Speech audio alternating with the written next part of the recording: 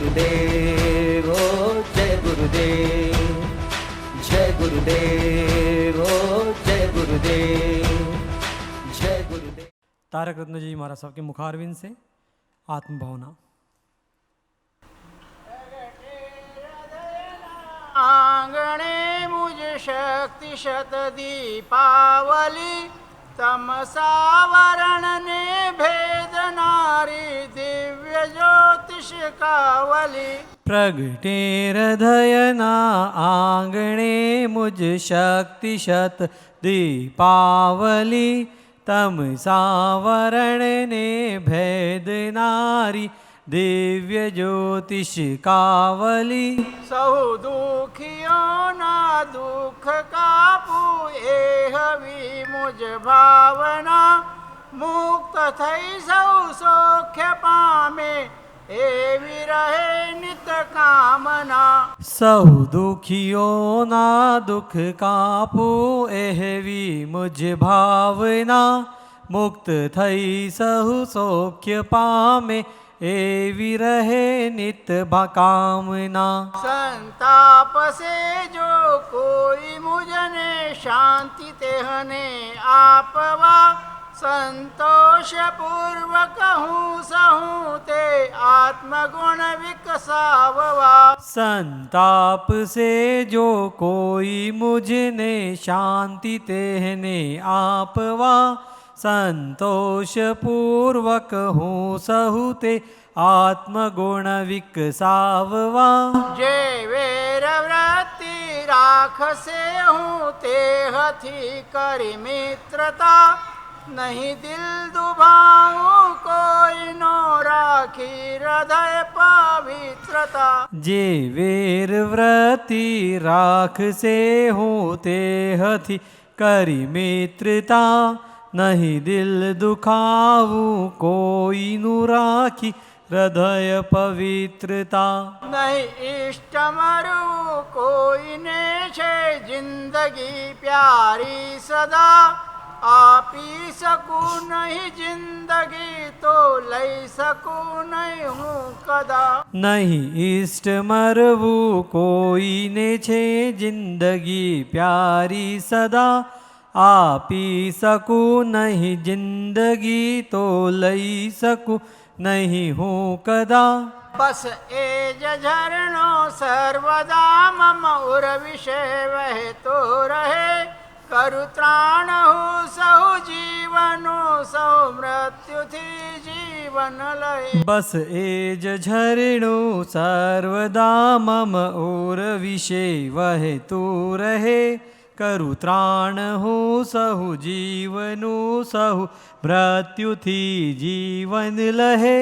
पूरो न थाओ कोई नो थाओ सहु नो हित सदा, जंगम ने सावर सहुए शांति पामो सर्वदा। बुरु न थाओ कोई नु थाओ सहु नु हित सदा, जंगम अने स्थावर सहुवे शांति पामो सर्वदा। तन मन अनेके शाग्रनी वीणा सदा झंखारती, दुख भागे स्नेह जागे एज इच्छे भारती। तन मन अनेके शाग्रनी वीणा सदा झंकारती, दुख भागे स्नेह जागे एज इच्छे भारती। आलोक ने परलोक मापण भावना एवी रहे, जैन शासन कल्प तरु सेवी सहु शिव सुख लहे। आलोक ने परलोक मापण भावना एवी रहे, जैन शासन कल्प तरु सेवी सहु शिव सुख लहे। निज शक्ति थी रागी करो सर्वने शासन प्रति, राजेंद्र शक्ति जयंत अर्पो झंखना मारी अति। निज शक्ति थी रागी करूँ सर्वने शासन प्रति, राजेंद्र शक्ति जयंत अर्पो झंखना मारी अति राजेंद्र शक्ति जयंत अर्पो झंखना मारी अति नमो अरिहंताणं नमो सिद्धाणं नमो आयर्याणं नमो वज्रायाणं नमो लोये सव्वसाहुणम् एषो वञ्चनमुकारो सर्वभावगणशृणु मङ्गलाणं च सव्येसिं वडमं हवै मङ्गलम् नमो दुर्वागादिवेरिवारनिवारिणे अर्हते योगिनादाय महावीराय तायिने अज्ञानतिमिरान्धनं ज्ञानञ्जनशलाकया चक्षुरुन्मीलितं येन तस्मै श्रीगुरुवे नमः तस्मै श्रीगुरुवे नमः जायि परायो खलु काशिणीयाणं तु हत्तिणपुरं मे चूलनीबं वदत्तो ववन्नो पवमगुम्माहो आव नहीं आदर नहीं नई नैनो में नेह तस घर कदी न जाइए भले वर्षे में हो उस घर में कभी भी नहीं जाना चाहिए, उस स्थान पे कभी नहीं जाना चाहिए जहाँ तुम्हारा कोई मान सम्मान न हो, जहाँ तुम्हारे जाने से कोई प्रसन्नता न हो, जहाँ जाने से सामने वाले जीवों को तुम्हारे प्रति प्रेम न जगे। उस घर पे उस स्थान पे कभी नहीं जाना चाहिए जहाँ आओ नहीं आदर नहीं और नई नैणों में नेह। यहाँ आते हो तो कोई नुकसान होता है? आपके आने से हमको कोई गुस्सा आता है? आप आते हो तो हम धन्यवाद आपको नहीं देते हैं क्या? फिर भी नहीं आने वाले नहीं जाते। जहाँ नहीं बुलाते वहाँ चले जाते, जहाँ प्रेम से बुलाते हैं वहाँ आने का नाम नहीं। और धर्म स्थान हमेशा ऐसे हैं जो किसी के लिए भी दरवाजे बंद नहीं होते।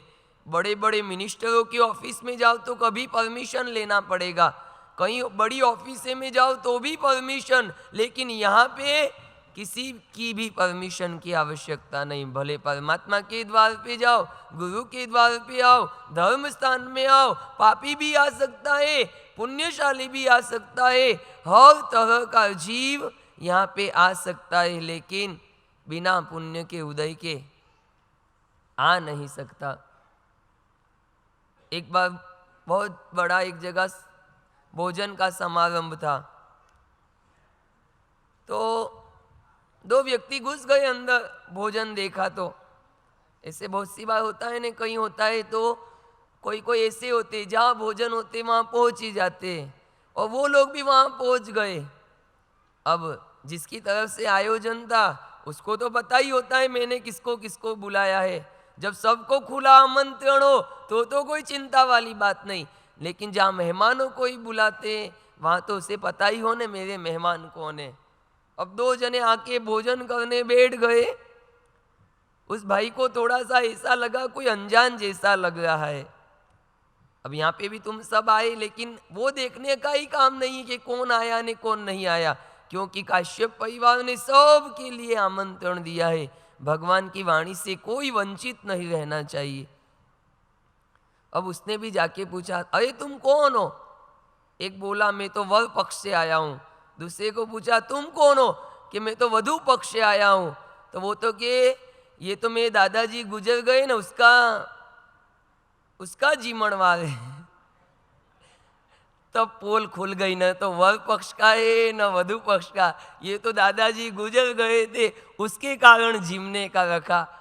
इसलिए आओ नहीं हो आदर नहीं, नई नैणों में नेह। जहाँ अपने जाने से कभी प्रसन्नता नहीं होती हो, उस घर पे, उस द्वार पे, उस स्थान पर कभी जाना ही नहीं चाहिए, और जाना तो ऐसी जगह जाना चाहिए जहाँ से कुछ न कुछ हमें मिल सके, कुछ न कुछ जीवन जीने की स्थिति, हमारे जीवन को आगे बढ़ाने के लिए कोई मार्ग मिल जाए, ऐसे स्थानों पर तो दौड़ दौड़ कर रोज जाना चाहिए।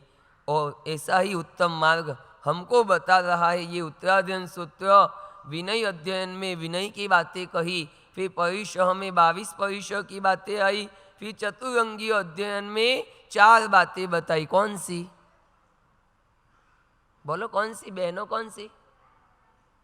हाँ, मानव जन्म, श्रद्धा श्रवण, मनुष्य का जन्म, फिर धर्म का श्रवण, फिर जो श्रवण किया उसमें श्रद्धा और संयम की प्राप्ति। ये 4 बातें बहुत दुर्लभ बताई। फिर आगे बढ़े तो प्रमाद और अप्रमाद की व्याख्या कही, उससे आगे बढ़े तो अकाम मरण कैसा होता है वो बताया।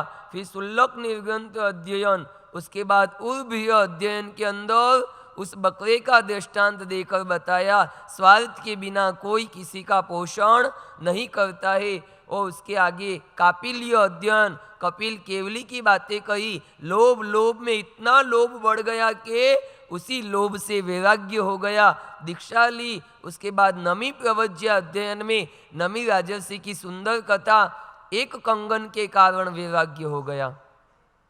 क्या वैराग्य भी कैसे कैसे निमित्त से जीवों को हुआ, हर जीव को कोई उपदेश नहीं दिया गया, क्योंकि वैराग्य 2 तरह के होता है। एक तो सहोत्त जो हमेशा साथ में चलता है, और एक वैराग्य ऐसा है जो आरोपित किया जाता है, किसी न किसी निमित्त के द्वारा जो वैराग्य वासित होते हैं वो एक ऐसा वैराग्य होता है। और नमी राजर्षि को भी यहाँ कंगन के द्वारा एक में कितनी शांति, अनेक में कितनी अशांति, एक होता है वहाँ कोई क्लेश, अनेक होते हैं वहाँ क्लेश खड़े हो जाते हैं। इस तरह नमी राजर्षि की बात कही। फिर धूम प्रत्यक, एक सुबह सुबह उस केल के पत्ते पर जो पानी की बूंद होती है, एक हवा का झोंका आता है और इसी तरह कहाँ चला जाता है। थोड़ी देर पहले मोती जैसी सुंदरता उसने प्राप्त की और क्षण भर में नश्वर हो गया। इस तरह उसके दृष्टांत से मानव जीवन की अनित्यता का दर्शन करवाया। उसके बाद बहुश्रुत पूजा, साधु कैसे होते हैं और उत्तम गुणवान साधुओं की हमेशा भक्ति करना चाहिए, उनके भक्ति से कभी भी वंचित नहीं रहना चाहिए। इस तरह की बातें हमने बहुश्रुत पूजा में परसों के दिन श्रवण की, और कल हमने सुना था हरिकेशीय अध्ययन। क्या सुना था? हरिकेशीय अध्ययन। धर्म किसके जीवन में रहता है, ये प्रश्न कभी खड़ा हो जाए तो यही कहा जाता है कि जो धारण करता है उसके जीवन में धर्म होता है। हरिकेशीय चंडाल कुल में पैदा हुए थे। बचपन से न तो रूप रंग के ठिकाने, न कोई गुण के ठिकाने, लेकिन संयम जीवन लेकर इतना उत्तम जीवन जिया। यानी कि जो धारण करता है उसी के जीवन में धर्म होता है। हमने जन्म से जैन धर्म पा लिया इसलिए हम धर्मी थोड़ी ना हो गए। तुमको कोई धर्मी कह सकता है? तो क्या कह सकता है? धनी के धर्मी, धनवान के धर्मवान, क्या कहना तुमको बताओ? गुणवान कहूं कि धनवान कहूं? क्या कहूं? बोलो, तुम जो बोलो वो कहूं। तुमको क्या कहूं? मैं को जो जचे वो कह दूं? आप बोलो ना, आप बोलो वो मैं कह दूं। जो हमारे अंदर होगा वो ही दिखेगा। हम अगर धर्मवान है तो हमारी आराधना, हमारा जीवन ही सब कुछ कह देगा कि हम कैसे, हम गुणवान है या हम धनवान है, हम दोषवान है या हम गुणवान है। ये सारी बातें हमारा आचरण ही कह देता है। इसलिए निरंतर अपने जीवन की स्थिति का हमेशा चिंतन करना चाहिए। एक ताड़ का झाड़ होता है, एक वड़ का झाड़ होता है। बोलो दोनों में से कौन अच्छा लगता है? जब भयंकर गर्मी का समय हो, रोड पे से जा रहे हो, भयंकर गर्मी आपको लगती हो और पसीने से पूरा शरीर तरबतर हो गया। इतने में कोई वड़ का सुंदर बहुत बड़ा झाड़ पेड़ अगर दिख जाए तो उसके नीचे जाके बैठो तो क्या बोलते हो? हास, ऐसा बोलते हो ना। वो वड़ का झाड़ है ना तो तुम कहते हो हास। लगा ऐसी गर्मी में कहीं ताड़ का झाड़ मिल जाए तो उसके नीचे बैठो कि न बैठो। गुरु शिष्य ऐसे ही जा रहे थे गर्मी के दिनों में विहार करते करते। भयंकर गर्मी के दिन, गुरु तो समता बांधते हो, शिष्य गर्मी से परेशान हो गया, हाय हाय करने लग गया। इतने में गुरु को कहा कहीं अच्छा पेड़ दिखे तो जाकर बैठ जाए थोड़ी देर, मैं तो परेशान हो गया हूँ। गुरु तो सहनशील थे, अद्भुत सहनशील का गुण गुरु के अंदर था। वो जो गुण अपने में होता है वो ही दूसरे को दे सकता है। शिष्य के अंदर सहनशील का भाव नहीं था। हाय गर्मी गर्मी कर रहा था, एक बहुत बड़ा पेड़ दिखाई दिया, उसके नीचे जाकर बैठे। शिष्य ने कहा हास, और शांति हुई। और उसी दृश्य को देखकर गुरु ने शिष्य को उपदेश दिया, अपना जीवन भी इस वड़ के जैसा होना चाहिए। हमारे संपर्क में आने के बाद, हमारे मिलन में आने के बाद किसी जीव का हमेशा भला होना चाहिए। कोई हमसे मिलकर ये कहना चाहिए बहुत आनंद आया हो, आपको मिलकर तो बहुत प्रसन्नता हुई। नहीं तो सामने से आते दिखे कोई रास्ता बदल दे तो अभी सिर खाएगा, जाने दो ना, अभी कोई मिलने में टाइम बिगड़ेगा अपना। हमारा जीवन कैसा है? गुरु शिष्य को कह रहे ताड़ जैसा बनाना है क्या वड़ जैसा? सोच लो, वड़ की शरण में जाने के बाद लोग ये कहेंगे हास बहुत आनंद आया, ताड़ के नीचे खड़े रहने से कोई छाव थोड़ी ना मिलना है। इसलिए जीवन की स्थिति का चिंतन स्वयं करो। हमारे संपर्क में आने के बाद लोग खुश होते हैं या नहीं होते? हम किसी से मिले तो वो प्रसन्न होते हैं कि नहीं? हमारा आचरण, हमारा व्यवहार कैसा है ये हम स्वयं समझ सकते हैं। लोग तुमसे मिलने की इच्छा करें ना तो समझ लेना तुम्हारा जीवन बहुत उत्तम है। लोग तुमसे मिलने के बाद अगर खुश हो जाए तो समझ लेना बहुत उत्तम जीवन है। लोग तुमको मिलने के बाद अगर आनंद का अनुभव करते हैं तो समझ लेना हमारा जीवन सफल हो गया।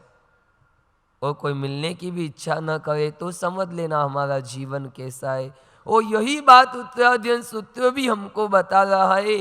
हरिकेशीय अध्ययन, उनको मिलने के बाद ब्राह्मण लोगों ने थोड़ा विरोध तो किया, लेकिन जब उनके गुणों का एहसास हुआ ये उत्तम पात्र है, यक्ष के द्वारा, भद्रा राज कन्या के द्वारा जब उनके गुणों का महत्व समझा तो ब्राह्मणों ने हरिकेशी मुनि से क्षमा याचना की, अधर्म का त्याग किया, पाप का त्याग किया और जीवन में अब कोई भी गलत प्रवृत्ति नहीं करेंगे ऐसा नियम लिया ब्राह्मणों ने। और जैन मुनि को आहार बोलाया, उनका उपदेश सुना और हरिकेशीय मुनि अब आगे बढ़ गए।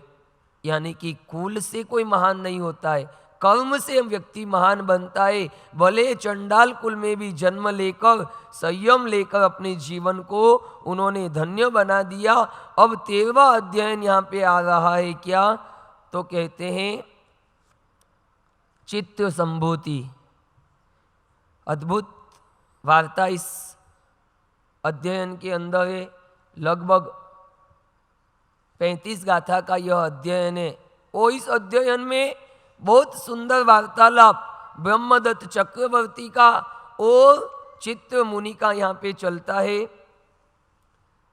कथा ऐसे शुरू होती है। चित्र और संभूति दोनों भाई थे, लेकिन चंडाल जाति के होने के बाद भी संभूत मुनि हस्तिनापुर नगर के अंदर दोनों चित्त और संभूति दोनों ने संयम जीवन लिया था। क्यों लिया था? कारण के पूर्व भव के कोई कर्म के उदय के कारण दोनों ने दसपुर नगर में एक ब्राह्मण कुल में जन्म लिया था। ब्राह्मण कुल के अंदर यशोमती उसकी पत्नी थी और पत्नी की कुक्षी से दोनों भाइयों ने जन्म लिया।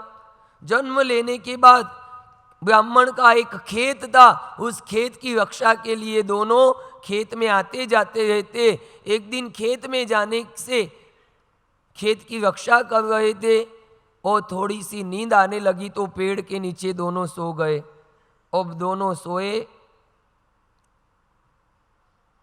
तो सोने के बाद भयंकर काला सर्प आया और सर्प आने के बाद दोनों को दंश दिया। दोनों भाई वहीं मर गए, लेकिन आपस का प्रेम इतना अद्भुत था। वहां से मरकर दोनों एक जंगल में हिरण के रूप में पैदा हुए। हिरण के रूप में दोनों रहते थे।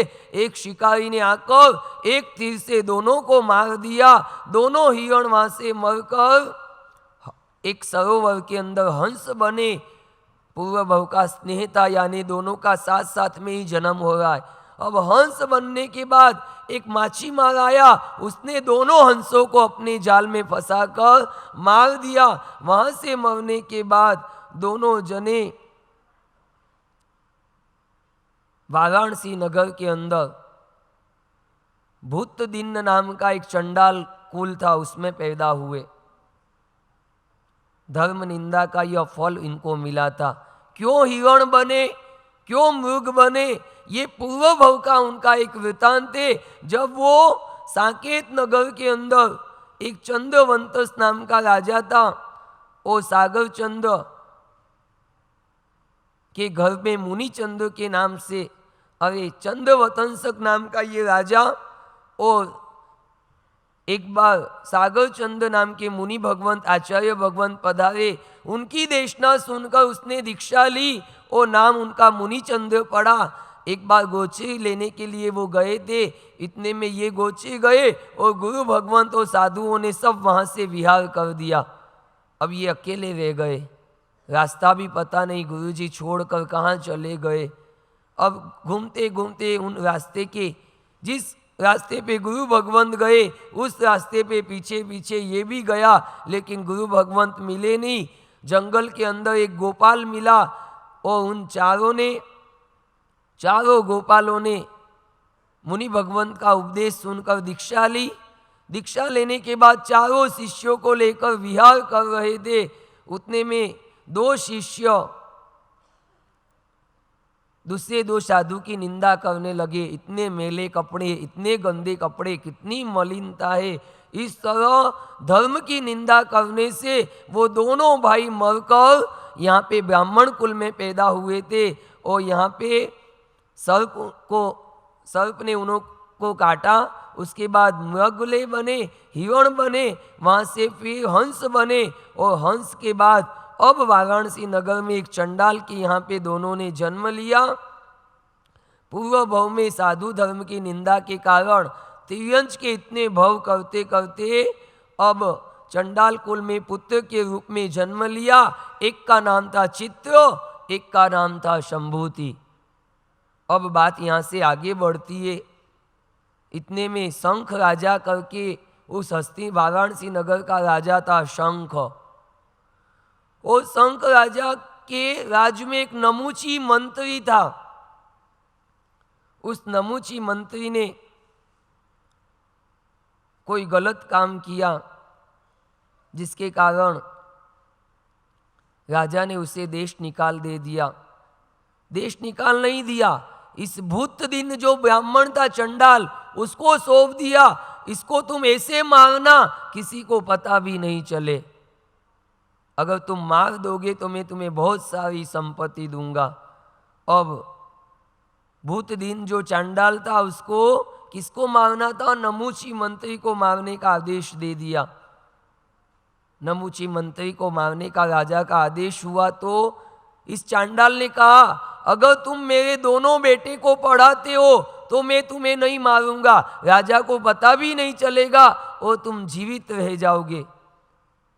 नमूची मंत्री को ये बात पसंद आई। अपने घर के भूतल के अंदर उसे एक कमरा दे दिया। अब चित्र संभूति दोनों उस नमूची मंत्री के पास पढ़ने लगे। बहुत सारी विद्याओं का जानकार था। मंत्री ने सब कला उन दोनों बेटों को सिखा दी। अब यहाँ पे चंडाल की पत्नी रोज भोजन लेकर नमुची मंत्री को देने जाती।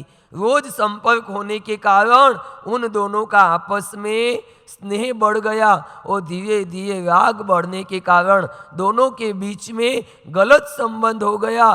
दोनों पाप क्रीड़ा करने लगे। ये बात अब किसको पता चल गई? उसकी चित्त संभूति के पिता को पता चल गई। अब उसने कहा आज तो किसी भी तरह से नमुची मंत्री को मार डालूंगा। इस तरह उसको मारने की योजना बनाई और ये बात चित्त संभूति को पता चली तो उसने कहा कैसे भी कहो, आखिर हमारे गुरुजी है, उन्होंने हमको ज्ञान दिया। पिता को पता चल गया पिताजी अब नमुची मंत्री को मार देंगे, तो चित्त संभूति जाकर नमुची मंत्री को सब बातें बता देते हैं। नमुची मंत्री रातों रात वहाँ से भागकर हस्तिनापुर चला जाता है और सनत चक्री का मंत्री बन जाता है। ढूंढने पर भी वो मिलता नहीं है।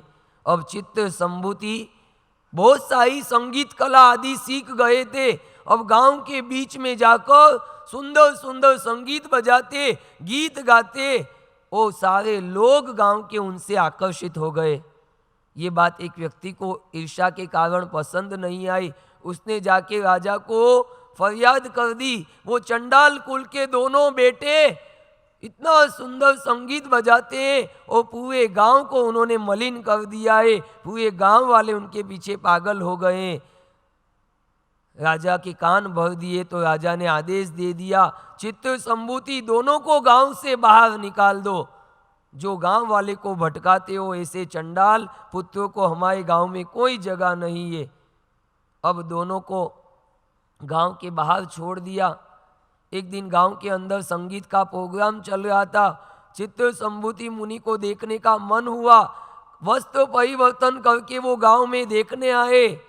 वो देखने आए तो अब ढोल बजता है तो जिसको नाचना आता है उसको कहना थोड़ी पड़े तू नाच। ढोल बजे तो अपने आप वो नाचने लग जाता है। जिस तरह मेघ वर्षा आती हो मोर जैसे नाचने लग जाते, ऐसे ढोल बजते हैं। जिसको नाचना आता है वो कभी रुकते नहीं है। और ये लोग भी वस्त्र परिवर्तन करके तो गए थे, लेकिन संगीत बजा तो चित्त मुनि जोर जोर से गीत गाने लगे। अरे कौन गा रहा है? पता चला तो ये चंडाल वापिस गांव में आए। उनको मार मार के गांव के बाहर निकाला वापिस। अब दोनों ने कहा हम तो कैसे हल्के कुल में पैदा हुए हैं। गांव वाले हमारी कोई कदर नहीं करते। इसके करते तो कोई पर्वत पे जाके हम दोनों आत्महत्या कर लेते हैं। आत्महत्या के विचार से दोनों अब मरने के लिए एक पहाड़ पे चढ़ते हैं और उसी पहाड़ पे एक मुनि भगवंत के दर्शन होते हैं। मुनि भगवंत उन्हें उपदेश देते हैं आत्महत्या करना कोई अच्छा काम नहीं है। इतना सुंदर जीवन मिला है तो जीवन का कल्याण कैसे हो वो मार्ग तुमको लेना चाहिए। और उनका उपदेश सुनकर दोनों चित्त संभूति ने वहाँ पे दीक्षा ली। अब दीक्षा लेकर दोनों विहार करते करते कहाँ पहुँचे? हस्तिनापुर नगर के अंदर पहुँचे। हस्तिनापुर नगर के अंदर वो कौन था? नमुची मंत्री, सनत चक्रवर्ती वहाँ का राजा था। एक बार संभूति मुनि गोचरी लेने के लिए गांव में गए और नमुची मंत्री ने देख लिया अरे ये तो वही ब्राह्मण का लड़का है। अगर उसको पता चल जाएगा ये पूरे गांव में कह देंगे कि नमुची मंत्री ने अच्छे काम नहीं किए हैं।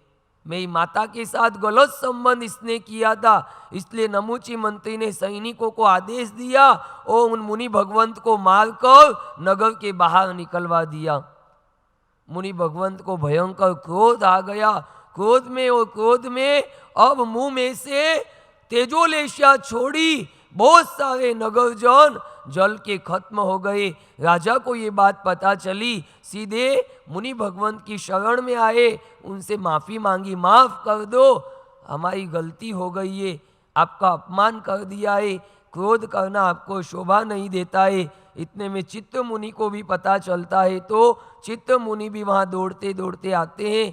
उन अपने भाई महाराज को कहते हैं शांत रहो, साधु का ये स्वभाव नहीं होता है। साधु कभी क्रोधित नहीं होते, साधु हमेशा समता में रहे उसे ही साधु कहते हैं। इस तरह राजा के माफ़ी मांगने से और भाई मुनि के समझाने से संभूति मुनि समता को धारण करते हैं। राजा अब नगर में आते हैं, राजसभा में पूछते हैं किसने उस मुनि को क्रोधित किया था, किसने आदेश दिया था उनके ऊपर प्रहार करने का। तब कहा नमुची मंत्री ने ऐसा आदेश दिया। नमुची मंत्री को अब गधे पर बिठा के पूरे गांव में घुमाते हैं राजा, और गांव में घुमाकर चित्त संभूति दोनों के चरणों में लाके डाल देते हैं। यही वो नमुची मंत्री जिसने तुम्हारे साथ गलत व्यवहार किया, तुम्हारा अपमान किया, बोलो तुम बोलो उसको वो सजा देंगे। दोनों मुनियों ने कहा कि नहीं, इनको कोई सजा मत दो, इनको छोड़ दो। मुनियों के कहने से उस नमुची मंत्री को छोड़ दिया गया। अब एक दिन हुआ क्या, सनद चक्रवर्ती की अपनी पूरी सेना के साथ, अपनी पत्नी के साथ मुनि भगवंत के दर्शन करने के लिए आए। अब चक्रवर्ती की जो रानी होती है ना, उसने वंदन किया। देखो पतन का मार्ग कैसा शुरू होता है, ये यहाँ से देखने जैसा है। एक एक इंद्रिय में भी इतनी ताकत है कि जीव का पतन कर दे, और हम तो कितनी 5-5 इंद्रियां लेकर बैठे हैं। अब जैसे ही चक्रवर्ती की रानी ने वंदन किया, उनके सिर का एक बाल आगे आकर मुनि भगवंत को स्पर्श कर गया। किसको? संभूति मुनि को। जैसा ही बाल का स्पर्श हुआ, संभूति मुनि विचलित हो गए, और दोनों मुनि भगवंतों ने ये मन में धारण कर लिया था कि अगर आहार के लिए इतना कष्ट देखना पड़ता है तो आज से चारों आहार का हम दोनों त्याग करते हैं। अब जब तक जीवन रहेगा तब तक कोई आहार हम ग्रहण नहीं करेंगे। दोनों ने जबरदस्त अनशन तप स्वीकार कर लिया था। अब चक्रवर्ती रानी का एक बाल स्पर्श होने से मुनि चलायमान हो गए। वो तो वंदन करके चले गए, लेकिन यहाँ पे मन चंचल हो गया, और उसी समय संभूति मुनि ने नियाणा बांध लिया। अगर मेरे तप त्याग का कोई प्रभाव हो तो आने वाले भवों में मुझे चक्रवर्ती पना मिलना चाहिए। एक बाल में जो इतना सुख का अनुभव है, तो पूरी स्त्री को भोगने का कितना आनंद होगा। ऐसा मन में दुर्भाव लाकर नियाणा बांधा। चित्त मुनि ने बहुत समझाया कि मत बांधो, तपस्या किसी अशुभ प्रयोजन से नहीं करना चाहिए। नियाणा बांधकर तुमने बहुत गलत काम किया है, अभी भी प्रायश्चित कर लो, अच्छा होगा।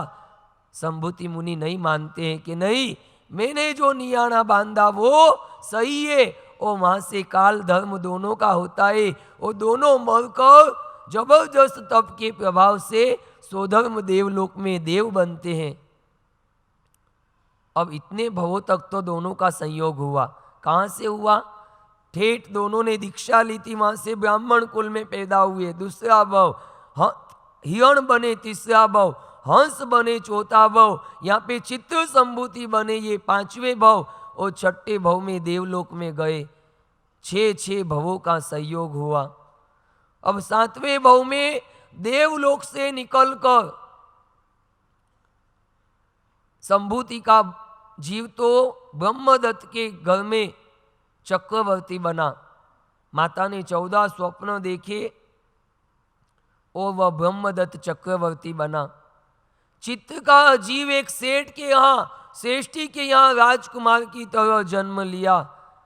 समय आने पर वैराग्यवासित हुए और सब सुखों को छोड़कर चित्त के जीव ने दीक्षा ले ली। निमित्त जैसे जैसे जीव को मिलता है ऐसा होता है। पूर्व भव के अंदर अगर साधना की तो यहाँ तुमको धर्म आराधना करने का मन हो रहा है। तुमने पूर्व भव में अगर धर्म नहीं किया होता ने तो आज तुम यहाँ नहीं बैठे होते, क्योंकि जैसा जैसा भाव होता है ऐसा ऐसा भव मिलता है। भाव से ही भव सुधरते और बिगड़ते हैं। इसलिए संसार में अगर परेशान भी हो ना तो चिंता मत करना, संसार में अगर तुम्हें कोई दुख हो ना तो हैरान होने की बात नहीं है। एक ट्रेन के अंदर सफर कर रहे थे दो बेटे एक बाप।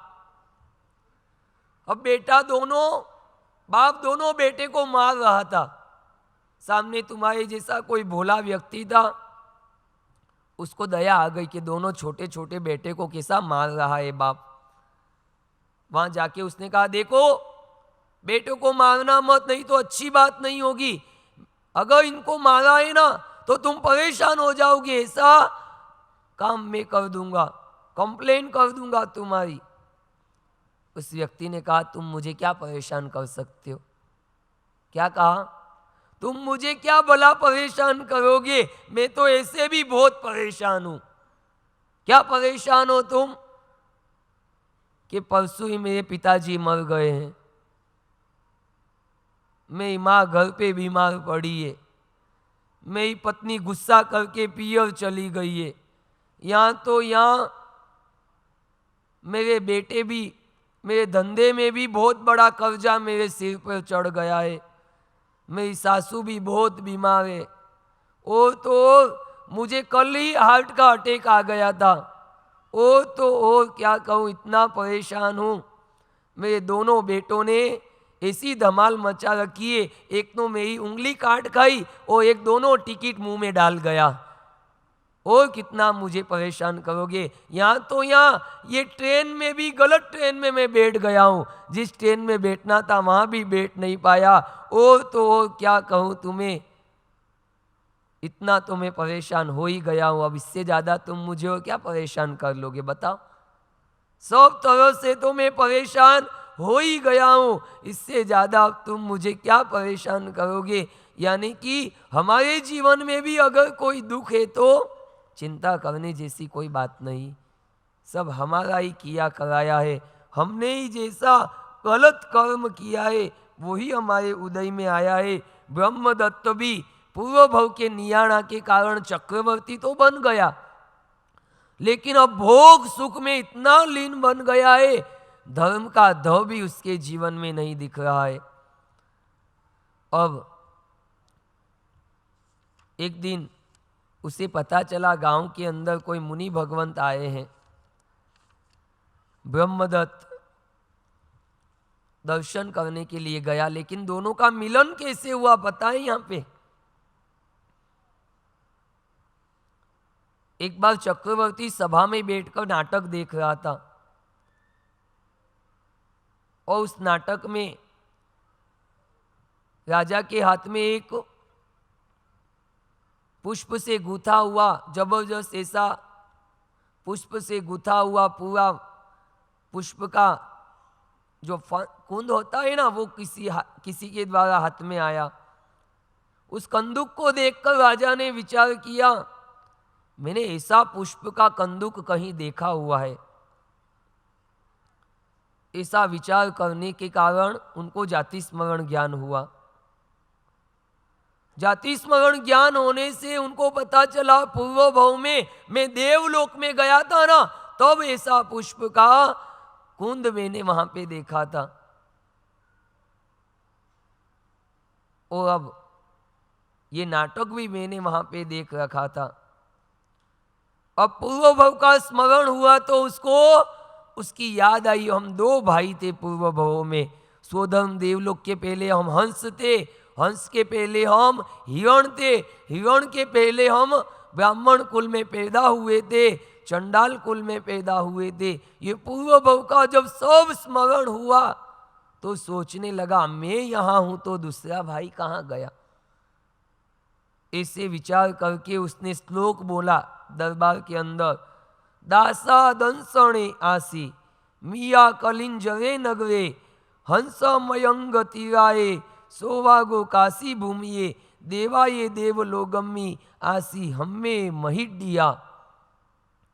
दसपुर नगर में हम दोनों दास हुए थे, वहां से फिर हिरण बने, हिरण से फिर हंस बने, हंस से फिर चंडाल कुल में हम दोनों भाई बने, वहां से हम दोनों देवलोक में गए। ऐसा श्लोक बोला, लेकिन चौथा चरण पूरा नहीं हुआ। एक श्लोक के 4 चरण होते हैं। कितने होते हैं? कोई भी दोहा बोलो तो 4 चरण होता है। लोगस उज्जो अगरे दम्मो तित्तो यवे जीणे अरियंते कित्त ईसम। बोलो चौथा चरण कौन सा? ऐसे चौथा चरण आ गया ना तुमको। लक्ष्मी चंद बनो बोले बनो न लक्ष्मी दास जयंत सेन चंद हसे। बोलो चौथा चरण, बोलो।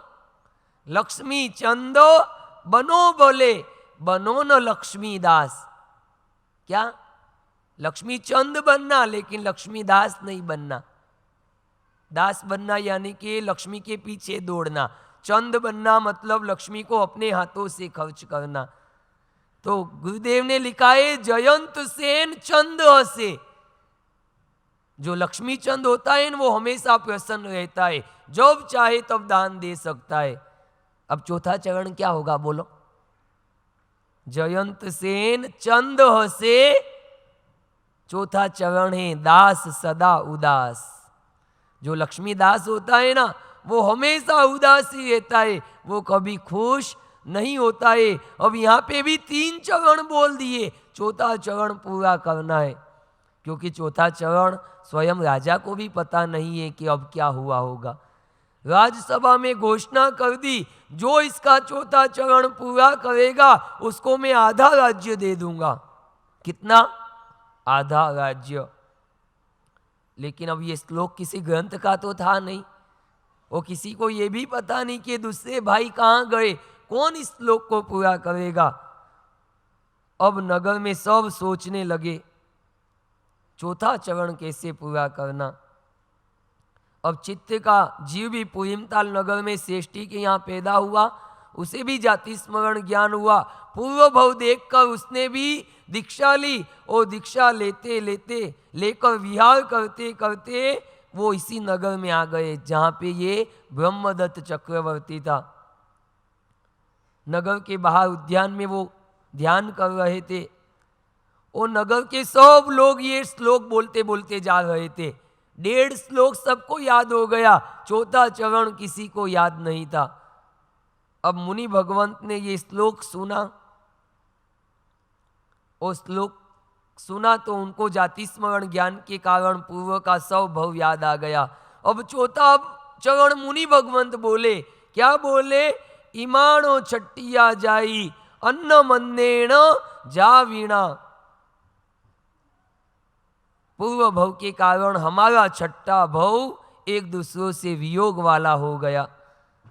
अब इस तरह चौथा चरण एक व्यक्ति ने सुन लिया, वो दूसरे दिन राजसभा में गया और चौथा चरण जैसा सुनाया राजा को ज्ञान हुआ कि हम दोनों का वियोग हो गया। ऐसे ही कारण राजा मूर्छित होकर सीधे गिर पड़े। श्लोक के कारण गिर गए जानकर सैनिकों ने उस व्यक्ति को बहुत मारा। तूने श्लोक सुनाया इसलिए राजा मर गए, इसलिए राजा मूर्छित हो गए। अरे वो कहता है मैंने नहीं सुनाया, वो गांव के बाहर मुनि भगवंत आए ना उन्होंने सुनाया। राजा होश में आता है, किसने सुनाया? मुनि भगवंत ने। अब राजा उसको इनाम देता है और दूसरे दिन मुनि भगवंत के दर्शन करने के लिए अब ब्रह्मदत्त चक्रवर्ती आए हैं तो अब दोनों की बात चल रही है। ब्रह्मदत्त चक्रवर्ती को अब ये चित्र मुनि कैसे समझाते हैं और समझने के बाद भी वो समझता नहीं है। हमने भी आपको बहुत समझाया, आप लोग कितना समझे ये तो हमारे जाने के बाद पता चलेगा, क्योंकि समझना तो हर एक की हाथ की बात नहीं होती है। कोई समझता है कोई नहीं समझता है। यजमान ने आमंत्रण दिया पंडित जी को, पंडित जी को बहुत सारा भोजन करवाया। भोजन होने के बाद यजमान अब मनुवाद करता है, नहीं एक पूड़ी तो आपको लेना पड़ेगी। ब्राह्मण के नहीं नहीं मेरे पेट में बिल्कुल जगह नहीं है, तुम मुझे आग्रह मत करो, नहीं नहीं मेरी बात मानना पड़ेगी, एक पूड़ी तो आपको लेना ही पड़ेगी। बिल्कुल नहीं, मेरी पेट में बिल्कुल जगह, अरे एक तो लो आप, नहीं नहीं बिल्कुल नहीं लूंगा। इतने में यजमान की पत्नी रसगुल्ले लेके आई और ब्राह्मण ने तुरंत रसगुल्ला मुंह में डाल दिया। यजमान कहता है अभी तो एक पूड़ी खाने की ताकत नहीं थी, इतनी बार कहा तो भी नहीं खाई, ये रसगुल्ला कैसे मुंह में चला गया? ब्राह्मण कहता है तुम्हारे में दिमाग नहीं है। दिमाग क्या कहता है? तुम्हारे में दिमाग नहीं है। क्या दिमाग नहीं है? अरे गाड़ी कितनी भी भरी हुई हो, कंडक्टर की जगह तो होती है ना। गाड़ी पूरी भर जाएगी तो भी कंडक्टर तो कहीं से भी चढ़ जाएगा। इसलिए पेट तो मेरा फूल है, लेकिन रसगुल्ला जाए इतनी जगह तो थी मेरे पेट में। रास्ता निकालना हो तो कहीं से भी निकाल देते, और नहीं धर्म करना हो तो किसी की ताकत नहीं तुमसे कोई धर्म करवा दे। कितना भी कोई समझा दे तो उससे क्या फर्क पड़ता है? स्वीकार करना नहीं करना, बात मानना नहीं मानना, ये तो अपने ऊपर आधार है। अब चित्त मुनि भी ब्रह्मदत्त को समझा रहे हैं। क्या समझा रहे हैं? ये सारी बातें अब इस अध्ययन के अंदर देखते हैं। कहते हैं कि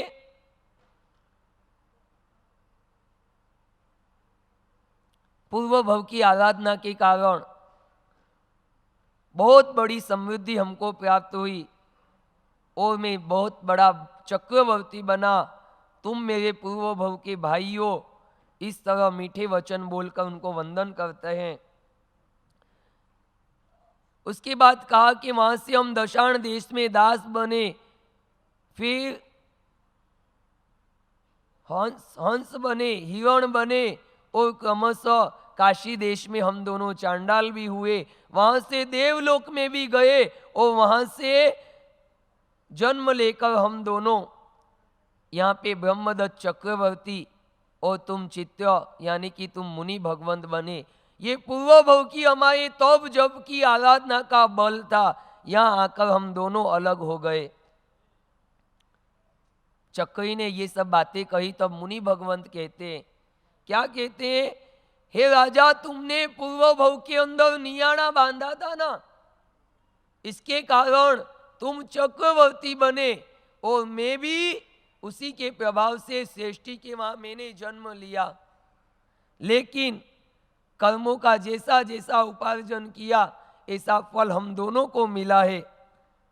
कर्म के फल से हम दोनों का आपस में वियोग भी हुआ। तब वियोग का कारण क्या बना? तो मुनि भगवंत ने कहा तुमने नियाणा बांधा था इसलिए तुम चक्रवर्ती बने। मेरे तप जप के प्रभाव से मैं श्रेष्ठी के वहां जन्म तो हुआ, लेकिन पूर्व भव के वैराग्य के कारण मैंने दीक्षा ले ली। अब चक्रवर्ती की वार्तालाप चल रहा है। सुबह शुभ कर्म का फल सबको भोगना पड़ता है। इस तरह किए हुए कर्म कभी भी कितना भी प्रयत्न करो, उस कर्म को कोई किसी भी तरह से निष्फल नहीं कर सकता है। इस तरह अब मुनि भगवंत कहते हैं, बात मानो तो अच्छी बात है। सूत्रकार भगवंत भी कहते हैं कि संभूति मुनि पूर्व भव के तप जप के प्रभाव से आपने बहुत बड़ी रिद्धि सिद्धि को पाया। वहीं पे भी चित्र मुनि ने भी रिद्धि सिद्धि को तो पाया है, लेकिन इन्होंने दीक्षा ले ली और वह चक्रवर्ती भोग सुख में ही मस्त बना हुआ है। अब आगे चलते हुए दोनों की वार्तालाप चलती है। अब ब्रह्मदत्त चक्रवर्ती कहता है किसको? मुनि भगवंत को, इतने सारे सुख मिल गए तो भी तुमने छोड़कर ऐसा साधु जीवन लिया है जिसमें कोई सुख तो मुझे दिखता नहीं है। इसके करते ये साधु जीवन छोड़ो और मेरे साथ चलो। मेरे राज्य में तुम्हें रहने की जगह दूंगा, भोग सुख के लिए बहुत रानियां दूंगा, रोज धन संपत्ति तुम्हें मिलेगी। तब चित्त मुनि कहते हैं कि रहने दो, मुझे ऐसा कोई सुख नहीं चाहिए। मुझे तुम्हारे सुख की कोई इच्छा भी नहीं है। तुम पूर्व भव में भी स्त्री के कारण नियाना बांधा था, इसीलिए इस जन्म में भी तुम स्त्रियों के पीछे ही आसक्त बने हो। तब मुनि ने कहा, विषय सुख में जो रक्त होता है वो हमेशा दुर्गति में जाता है, इसलिए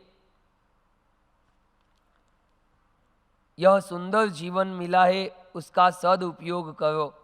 क्योंकि कर्म के उदय से कितना अच्छा गीत गाओ वो भी विलाप तुल्य होता है, और सर्व आभरण अलंकार भी वजन के समान होते हैं। उसी तरह इस जीवन के जितने काम भोगे वो परिणाम में तो दुख देने वाले ही होते हैं। मुनि भगवान समझा रहे हैं, लेकिन ब्रह्मदत्त मानने को तैयार नहीं है। वो तो और तो मुनि को कहता है, तुम मेरे साथ चलो काम भोग करने के लिए, संसार के सुख भोगो। मुनि भगवंत उनकी बातों में नहीं आते, कहते हैं काम भोग तो परिणाम में दुख देने वाले ही होते हैं। जैसे अलंकार आखिर तो वजन ही होते हैं। कहते हैं कि एक नगर के अंदर श्रेष्ठी पुत्र की एक बहू थी।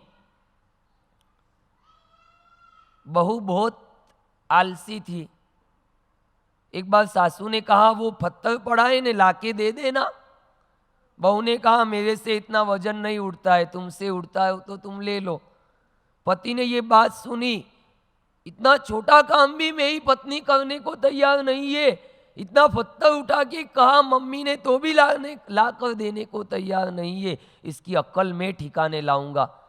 एक बार बहुत बड़ा पत्थर लिया, उस पे सोने का पूरा पतरा चढ़ा दिया, लाके पत्नी को दिया, ले। पत्नी ने सोना देखा और उसको गले में लगा दिया। वजन इतना था वो नहीं देखा, गले में लटका लिया। वो गले में लटका कर अब घूम रही है। पति ने कहा, क्या हुआ, इतना वजनदार तूने गले में ये सोने का लटकाया है, तुझे वजन नहीं लग रहा है? पत्नी कहती है, ये तो कुछ नहीं, इससे 8 गुना वजन दो ना तो भी मैं लटका लूंगी। पति ने कहा, उस दिन तो माँ ने पत्थर उठा के देने को कहा तो भी तू देने को तैयार नहीं थी। आज इतना वजन है तो भी तू उठाने को तैयार है। हाँ, इतना वजन है तो भी मुझे तो एकदम हल्का लग रहा है। क्यों? ये सोना है ना, इसलिए अलंकार भी किसको भार लगते हैं? जो समझ जाते हैं कि ये चीजें आखिर तो नश्वर है, उनको भार लगता है। मैंने भी समझ लिया है, ये काम भोग जितने हैं वो अंत में तो दुर्गति देने वाले हैं, इसलिए मुझे तुम्हारे काम भोग में कोई रस नहीं है। और धर्म का फल तो देखो, पूर्व भव में हमने धर्म किया, उसके प्रभाव से हमें इस भव में कितनी सारी रिद्धि सिद्धि मिली है। और तुम उसमें आसक्त हो जाओगे तो आने वाले भवों के अंदर दुर्गति में जाना पड़ेगा। बहुत समझाया, लेकिन अब ब्रह्मदत्त मानने को तैयार नहीं है। कहते हैं कि इंद्रियों के सुख आज सुख देने वाले हैं, कल तो वापिस भयंकर दुर्गति के दुख देने वाले हैं। किसी भी तरह से समझा रहे हैं, लेकिन समझने को तैयार नहीं है। ब्रह्मदत्त कहते हैं, जो भी है हमारे पुण्य से हमको मिला है तो हमको भोग लेना चाहिए, उसे छोड़ने का कोई प्रयोजन नहीं होता है। तुम भी मानो तो अच्छी बात है, मैं तो भोग रहा हूं, तुम भी भोगो तो अच्छी बात है। लेकिन मुनि भगवंत कहते हैं, समझ लो इस भव में भोगोगे तो आगे के भव में बहुत दुख देखना पड़ेगा। इंद्रियों के सुख तो आज है, कल नहीं है। भोग के पीछे तो कितनी विडंबना है इस संसार के अंदर, जीवों के अंदर देखी गई है। इन इंद्रियों के सुखों के कारण कितने भव बिगड़ गए हैं जीवों के। थोड़ा सा सोचो तो अच्छी बात है। इंद्रियों के सुख आज सुख लगते हैं, लेकिन कल बहुत दुखदायी होंगे। आखिर तो ये सारी इंद्रियां धर्म करने के लिए मिली है। ऐसा ही एक सुंदर दृष्टांत आज सुबह भक्तांबर में आया था। इंद्रिय विजेता का कर्तव्य चल रहा था, उसमें एक छोटा सा कथानक, काल्पनिक कथा उसके अंदर रखी गई है। एक नदी के किनारे मुर्दा पड़ा है। क्या? मुर्दा। एक योगी वहां पे ध्यान कर रहे हैं, इतने में एक सियाल आकर मुर्दे को खाने लगता है। योगी मना कर देते, मत खाना इसको। क्यों? इसका तो पूरा शरीर त्याग करने जैसा है, इसको स्पर्श भी मत करना तू। सियाल के क्यों स्पर्श नहीं करूं? राजा कहते हैं इसके दोनों हाथ है ना, इन हाथ ने कभी किसी को दान नहीं दिया, इस हाथ ने कभी किसी की मदद नहीं की है, इस हाथ ने कभी कोई अच्छा काम नहीं किया है, ये हाथ तू मत खाना। सियाल कहता है हाथ नहीं खाऊं, लेकिन मुझे भूख कितनी लगी है, आप कहो तो मैं पेड़ खा लूं क्या? उसने कहा पेड़ भी मत खाना, ये पेड़ से कभी भी इसने तीर्थ यात्राएं नहीं की है, कभी जाकर मंदिर जाकर भगवान के दर्शन नहीं किए, ये पेड़ भी मत खाना। अरे आप कहते हो तो कान खा लूं क्या इसके? कान भी मत खाना, इस कान से कभी इन्होंने भगवान के वचन नहीं सुने, लोगों की निंदा सुनिए, लोगों के अपशब्द सुने, गलत बातें सुनिए, कभी भी भगवान के वचन, कोई भी अच्छे शब्द इन कानों ने नहीं सुने, इन कानों को भी तुम मत खाना। कोई बात नहीं, इसकी दोनों आंख खा लूं क्या? नहीं नहीं, आंख भी मत खाना, इन आंखों से कभी भी इसने साधु के दर्शन नहीं किए, कभी भी भगवान के दर्शन नहीं किए हैं। सियाल कहता है हाथ भी नहीं खाऊं। रामदेव बाबा जैसे क्या कर रहा है, उठ बैठ बराबर करना, वंदन सीखना हो तो हमारे पास आ, हम सिखाएंगे तेरे को। अभी छोटा है ना, इतना तो कर रहा है, धीरे धीरे वो भी सीख जाएगा, सब सीखेगा, चिंता मत करो। सीखने के दिन है, सीखने दो, सब अपने अपने आप सीखेंगे। तुम भी सीख रहे हो ना, 4 महीने में तुमने कुछ सीखा क्या? बोलो क्या सीखा, मुझे बताओ क्या सीखा तुमने? कुछ अच्छा सीखा? इस मुर्दे ने तो कुछ नहीं किया, न हाथ से दान दिया, न कभी ये पैरों से चलकर कोई यात्रा की, नहीं कभी इस कान से भगवान के वचन सुने, नहीं इस आंखों से कभी उसने दर्शन किए। अब सियाल कहता है इसका मुंह खा लूं क्या? नहीं नहीं, ये जीभ भी खाने जैसी नहीं है, कभी इस जीभ से अच्छे वचन ये बोला नहीं, और खाने का तो इसने कभी भान रखा ही नहीं। अभक्ष भी खाया, रात को भी खाया, नहीं खाने जैसा भी खाया, सब इसने मुंह में डाला है। अब क्या करूं, तुम कहो ना। पेट खा लूं क्या? पेट भी मत खा, इसमें तो कितना पाप किया हुआ धन कमाया, वो अनीति के धन कमा कमा के इसने खाया है, इस पेट में भी बहुत पाप भरा है, ये भी मत खा। सियाल परेशान हो गया, हाथ भी नहीं खाऊं, पैर भी नहीं खाऊं, आंख भी नहीं खाऊं, कान भी नहीं खाऊं, अरे पेट भी नहीं खाऊं, क्या इसका सिर खा लूं क्या? योगी ने कहा सिर भी मत खा, ये सिर भी कभी किसी के सामने झुका नहीं है, हमेशा अक्कड़ बन के ही ये घुमाए, इसको तो तू छोड़ ही दे, कुछ खाने जैसा नहीं है, कभी भला नहीं किया जिंदगी में कभी इसने किसी का। लोग भला कब कर सकते हैं मुझे बताओ? सैनिक ने भी जिंदगी भर पाप किया, भला कब किया? भगवान महावीर मिलने के बाद। कुमारपाल महाराजा भी ऐसा ही जीवन जी रहे थे, लेकिन दुनिया का भला कब किया उन्होंने? आचार्य हेमचंद्राचार्य महाराज मिलने के बाद। पेथड़सा की बात सुनो तो आचार्य भगवंत धर्मगोस्वामी मिलने के बाद पेथड़सा ने अपने जीवन में बहुत धर्म किया। इसी बात को आगे बढ़ाओ तो जम्बू कुमार भी इतने धनवान होने के बाद, 8 कन्याओं के साथ विवाह होने के बाद भी संयम के मार्ग पे गए। बोलो कब? जब सुधर्मा स्वामी का उपदेश सुना ना तब। वस्तुपाल तेजपाल के जीवन को देखो तो भी आचार्य भगवंत के उपदेश से उन्होंने धर्म मार्ग पे कदम बढ़ाए। हर एक व्यक्ति के जीवन में जब तक गुरु का संयोग नहीं हुआ तब तक कोई धर्म का प्रवेश उसके जीवन में नहीं हुआ। बोलो तुमको भी 3.5 महीने हो गए, जिंदगी की कोई शक्ति, जिंदगी में कोई परिवर्तन का एहसास किया क्या 3.5 महीने में? 3.5 महीने में गुरु का संयोग होने के बाद हमारे भावों में अगर कोई परिवर्तन आया हो, कुछ जीवन को धन्य बनाया हो, तो आज एहसास होता है कि चातुर्मास हुआ, बहुत भावों में परिवर्तन आया, बहुत सारे पाप छूट गए, राग द्वेष टूट गए, विषय कसाई कम हो गए। ऐसा भी कुछ एहसास हुआ हो तो समझ लेना ये गुरु के सानिध्य का प्रभाव मेरे जीवन में आया। कुछ तो तुमने छोड़ा होगा कि नहीं? बोलो, 3-3 महीने से भगवान के वचन आपने सुने, कुछ परिवर्तन नहीं हुआ क्या आपके अंदर? हुआ कि नहीं हुआ ये बताओ। अपने मन को पूछो कि चातुर्मास होने से हमारे जीवन में लाभ हुआ कि नहीं हुआ? क्या खोया ने क्या पाया बताओ। बच्चों को स्कूल में पूछा, बोलो चंद्र ग्रहण भयंकर के सूर्य ग्रहण खराब, बोलो दोनों में से भयंकर क्या होता है? सूर्य ग्रहण भयंकर कि चंद्र ग्रहण?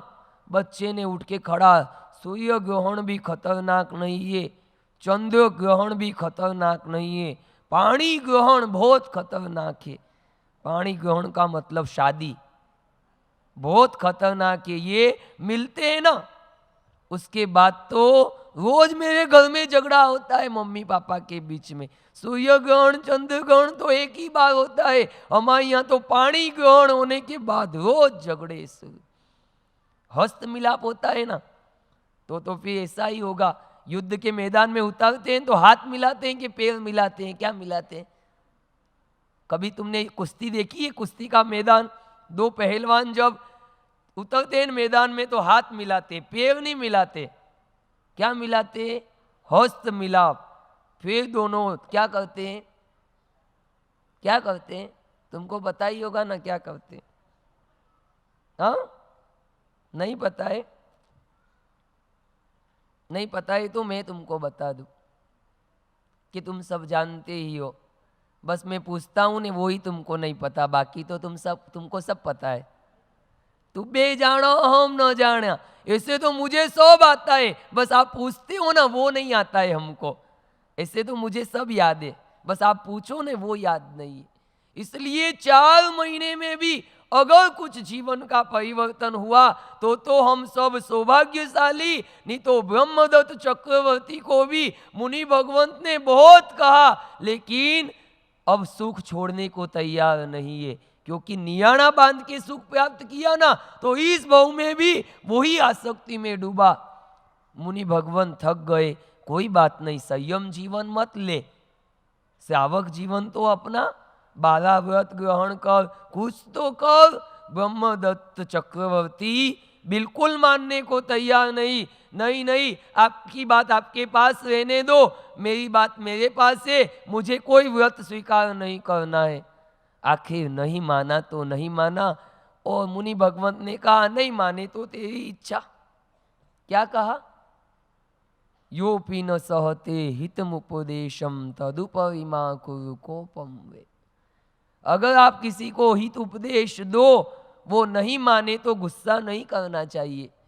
क्या नहीं करना चाहिए? हमने 4 महीने बहुत आपको सुनाया, अगर आप मानो तो आपका भला, नहीं मानो तो भी आपका भला। मानो तो किसका भला? आपका। नहीं मानो तो आपका। नहीं मानो तो मेरा भला। सही बात की हो सुजानमल जी। मानो तो आपका भला होगा, नहीं मानो तो इतने ग्रंथों का मुझे स्वाध्याय तो हुआ। तुम लोगों को खूब खूब धन्यवाद, तुम्हारे निमित्त से मुझे उत्तराध्ययन सूत्र पढ़ने को मिला। इसलिए मानो तो तुम्हारा फायदा, नहीं मानो तो तुम मानो के मत मानो, मेरा फायदा तो पक्का है। तुम्हारा हो के नहीं हो। एक गांव में क्या था पता है? हॉस्पिटल खुला, तो हॉस्पिटल में बहुत कम पेशेंट जाते थे, क्योंकि कोई बीमार पड़ता ही नहीं था। अब उस गांव के अंदर एक होटल खुल गई, अब लोग रोज होटलों में खाना खाने जाने लगे, बीमार पड़े तो सीधे हॉस्पिटल। अब हॉस्पिटल में डॉक्टर को टाइम ही नहीं मिले, सुबह से शाम पेशेंट पेशेंट और पेशेंट। 1 महीना होने के बाद होटल का मालिक गया किसके पास? डॉक्टर के पास। लाओ आधा चार्ज मुझे दो। किस बात का? महीने पहले हॉस्पिटल चलती थी? नहीं। महीने में इतने पेशेंट क्यों आए? मेरी वजह से। मैं बासी बासी नहीं खिलाता तो कोई बीमार नहीं पड़ता, कोई बीमार नहीं पड़ता तो तुम्हारे यहाँ नहीं आता। बोलो हॉस्पिटल चलाना है तो आधा चार्ज मुझे दो। हाँ हाँ ले जाओ, खूब टाट से होटल चलाओ, खूब खाओ माल पानी, खूब बीमार पड़ो और खूब जाओ hospital. Home to hotel, hotel to hospital. जाओ खूब मजे करो। भगवान की बातें नहीं सुनोगे तो फिर क्या होगा? ब्रह्मदत्त चक्रवर्ती भी अब मुनि भगवंत की बात मानते नहीं। वो मुनि भगवंत वहां से विहार करते हैं, साधना करके काल धर्म होता है वो सीधे मोक्ष में पहुंचते हैं। मुनि भगवंत ने उपदेश दिया, ब्रह्मदत्त ने नहीं माना। मुनि भगवंत का तो मोक्ष हो गया, ब्रह्मदत्त मर के 7वीं नरक में गया। नहीं माना तो क्या हुआ? नहीं माना तो नुकसान किसका हुआ? बोलो। होटल का खाया तो हॉस्पिटल गया। यहां भगवान की बात नहीं मानी और अगर पाप नहीं छोड़े जीवन में तो आगे दुर्गति तुम्हारी सबकी फाइनल। अगर भगवान की बात मानोगे, अगर भगवान की बात पे विश्वास रखोगे, उत्तराध्ययन सूत्र की सब बातें ग्रहण करने जैसी है। हरिकेशी मुनि के उपदेश से ब्राह्मण जैसे ब्राह्मण मान गए तो उनका भला हुआ। लेकिन ब्रह्मदत्त चक्रवर्ती ऐसे पाप में डूबे हुए थे, मुनि का इतना उपदेश दिया तो भी उनको स्पर्श नहीं हुआ और आखिर सब भोग भोगते भोगते कैसा हुआ बताए? आगे घटना क्या घटी। एक बार ब्रह्मदत्त चक्रवर्ती की अंतिम दशा कैसी हुई वो मैं आपको बता देता हूं। ब्रह्मदत्त चक्रवर्ती नरक में तो गया, लेकिन आखिर हुआ क्या? मुनि भगवंत ने तो वहां से विहार कर दिया था। और एक बार कोई पूर्व परिचित ब्राह्मण ब्रह्मदत्त चक्रवर्ती के पास आया, कहा कि मुझे थोड़ा सा भोजन करवा दो ने, क्या फर्क पड़ रहा है? चक्रवर्ती ने कहा हमारा भोजन तू नहीं कर पाएगा। चक्रवर्ती का भोजन बहुत ही जबरदस्त रस वाला होता है। नहीं नहीं, क्या इतने कंजूस बनते हो, थोड़ा सा भोजन दे दोगे तो तुम्हारा क्या बिगड़ जाएगा? अब उसकी बात सुनकर चक्रवर्ती ने सैनिकों को आदेश दिया इनको भोजन करवा दो। अब ब्राह्मण ने चक्रवर्ती का भोजन किया, इतने विकार खड़े हुए जिसके कारण उसने रात में पत्नी के साथ, पुत्री के साथ सब में भोग किया रात को। विकार खड़े होने के कारण ये भोजन का कैसा असर विचारों पर होता है ये देखने जैसा है। सबने आपस में भोग विलास किया। सुबह उठकर बहुत पश्चाताप हुआ, एक दूसरे का मुंह भी नहीं देख पाए, ऐसा दुख हुआ। ये बातें जब चक्रवर्ती को पता चला तो उन्होंने सबको गांव से बाहर निकाल दिया। किनको? ब्राह्मण, उसकी पत्नी, पुत्री, सबको नगर के बाहर निकाल दिया। ब्राह्मण नगर के बाहर गया तो एक भील को देखा। वो आता है ना, पत्थर छोड़ते हैं, क्या आता है? गुफान। एक लड़का गुफान छोड़कर पत्ते के ऊपर छेद कर रहा था। ब्राह्मण को ये अच्छा लगा, राजा ने हमको निकाल दिया है ना नगर के बाहर, अब राजा को सजा मैं दूंगा। उसने भील को बुलाया, मेरा काम तू करेगा तो तुझे धन मिलेगा। क्या? राजा की सवारी आई ना, ये 2 गुफान छोड़कर राजा को तुझे अंधा कर देना है। धन के लोभ में उसने बात मान ली। एक जगह चक्रवर्ती, ब्रह्मदत्त चक्रवर्ती की सवारी निकली और दूर पेड़ के पीछे छुपकर उसने ऐसी गुफान लगाई, दोनों कंकर ब्रह्मदत्त चक्रवर्ती के आंख में घुस गए। और राजा ने कहा पकड़ो, किसने ये गुफान लगाई है? गुफान वाला पकड़ा गया। उसने ब्राह्मण का नाम ले लिया, ब्राह्मण को लेकर आए। ब्राह्मण ने मुझे अंधा कर दिया। अब ब्रह्मदत्त चक्रवर्ती ने कहा, नगर में जितने ब्राह्मण हैं सब की आंखें निकाल के मेरे हाथ में दो, रोज मेरे हाथ से मसल दूंगा, एक भी ब्राह्मण देखना नहीं चाहिए, सबको अंधा कर दो। मंत्री थोड़ा समझदार था, राजा क्रोध में आकर ऐसी बातें करता है। रोज थोड़े गुंदे आते हैं ना, गुंदे लाकर चक्रवर्ती के हाथ में रखता है, लो ये ब्राह्मण की आंखें। वो चक्रवर्ती जोर जोर से उसको मसल मसल के खुश होता है, इन ब्राह्मणों को तो अंधा ही करना पड़ेगा। इस तरह रोज उन आंखों को मसलता है, हाथ में गुंदे होते हैं, लेकिन उसको ही वो यही समझता है कि ब्राह्मणों की आंखें, इतना भयंकर पाप बांधकर 16 साल अंधा बनकर ब्रह्मदत्त चक्रवर्ती रोज ध्यान को भावना भाते भाते मरकर 7वीं नरक में जाता है। 33 सागरों पर का ये आयुष्य भयंकर भोगता है। और इस तरह साधु के उपदेश नहीं मानने के कारण ब्रह्मदत्त चक्रवर्ती 7वीं नरक में जाता है। इसलिए हमारे जीवन में भी आज कुछ थोड़ा बहुत भी परिवर्तन है, ये भगवान की वाणी का प्रभाव समझना।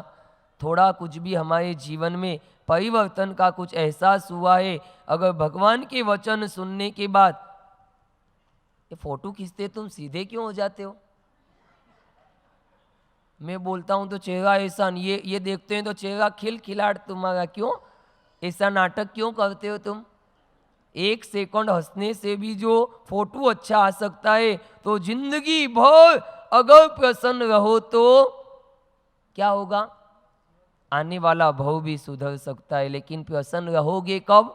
मनो प्रसन्नता में थी पूज्य माने जिनेश्वरे। भगवान की पूजा भक्ति और आज्ञा पालन करोगे तो जिंदगी भर प्रसन्न रहने का एहसास होगा। और आपको भी लगता है रतलाम के अंदर गच्छाधिपति जैनसेन श्री महाराज का अद्भुत चातुर्मास काश्यप परिवार के द्वारा हुआ, लाभ उन्होंने लिया, लेकिन हमको भी बहुत बड़ा लाभ हुआ है, हमारे जीवन में भी बहुत बड़ा परिवर्तन हुआ है। ऐसा सुंदर एहसास आपके जीवन में अगर हुआ है तो ये सब परमात्मा की असीम कृपा है। जिंदगी में जो कुछ भी इस चातुर्मास में आपने तप, त्याग, तपस्या, आराधना जो भी किया है वो सब गुरुदेव के सानिध्य का प्रभाव समझना। गुरुदेव नहीं होते तो ये शुभ भाव भी प्रकट होना मुश्किल होता। गुरुदेव आए और हमारा जीवन बदल गया। आज हमारे जीवन की जो आनंदमय स्थिति है वो सब गुरुदेव के प्रभाव से। हम धर्म से जुड़े, बहुत से पुण्यशाली आज इस मंडप में ऐसे भी बैठे हैं, हमारे आने से पहले वो कभी धर्म नहीं करते थे, मंदिर भी नहीं जाते थे। उपाश्रय की बात तो बहुत दूर की बात है। भक्तांबर में आने वाले आराधक एग्जाम में उन्होंने लिखा, हमने कभी चौमासे के पहले मंदिर की सीढ़ियां भी नहीं चढ़ी थी। भक्तांबर में आने के बाद भगवान से इतना प्रेम जग गया है। आज एक भी दिन भगवान के दर्शन किए बिना हमको चलता नहीं। एक भी दिन गुरुदेव के दर्शन नहीं करते हैं तो चैन नहीं पड़ता है। ये सारा प्रभाव किसका समझना? चातुर्मास का प्रभाव। अगर गुरुदेव का चातुर्मास नहीं होता तो शायद इतने सुंदर भाव और जीवन में परिवर्तन आता नहीं। एक छोटा सा सुंदर सा स्तवन है, शायद यही भाव उस गीत के अंदर है। चलो उसको सुनते हैं। आपको लगे कि हमारे हृदय के भाव इस गीत में है तो इस गीत के साथ तुम भी गाना। अगर तुम्हारे जीवन का ये अनुभव होगा तो शायद इस गीत के शब्द आपके ही शब्द होंगे। भावपूर्वक हाथ जोड़कर सुनो। हाथ जोड़ो और आंखों के सामने गुरुदेव को लाना है ना। गुरुदेव का स्वास्थ्य अनुकूल नहीं है इसलिए वो प्रवचन में नहीं आ पाए। अपन भावपूर्वक गुरुदेव को यहाँ से वंदना करते हैं इन शब्दों के द्वारा।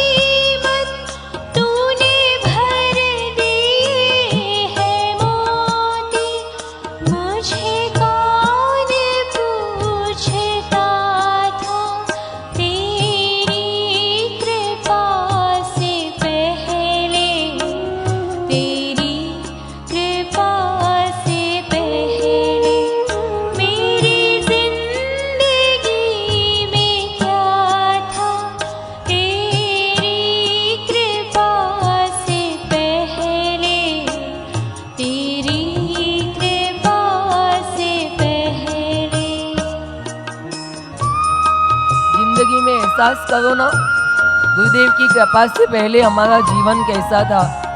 हम आज संयमी आत्मा बने हैं तो वो भी गुरुदेव की कृपा से। एक संसार के कीचड़ से लाकर उठाकर गुरुदेव ने हमें श्रमण जीवन दिया, इतनी ऊंची कक्षा में पहुंचाया, वो गुरु की कृपा। आज आपके जीवन में भी जो धर्म है,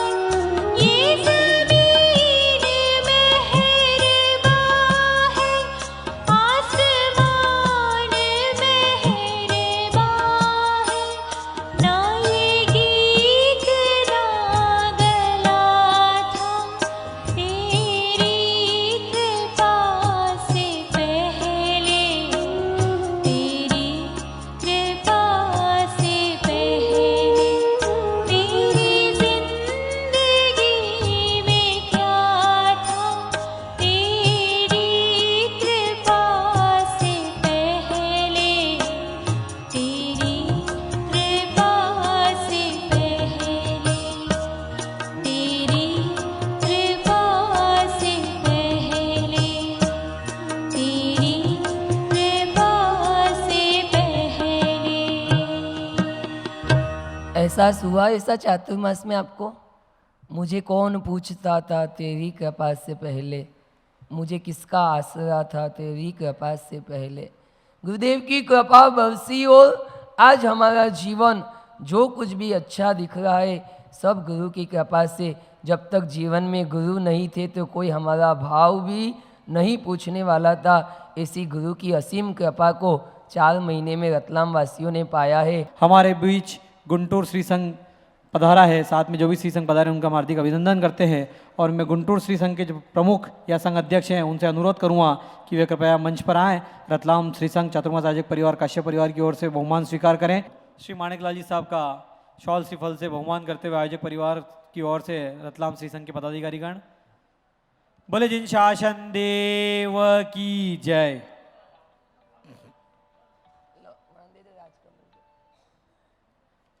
आचार्य उपाध्याय सर्वसाधुभ्य।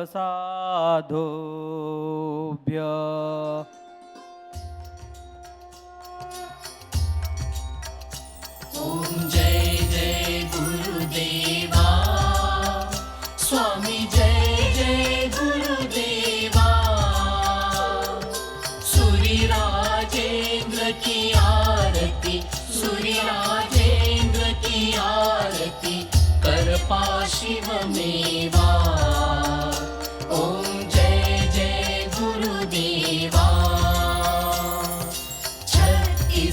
गुण के धारक तारक उपकारी गुरु तारक उपकारी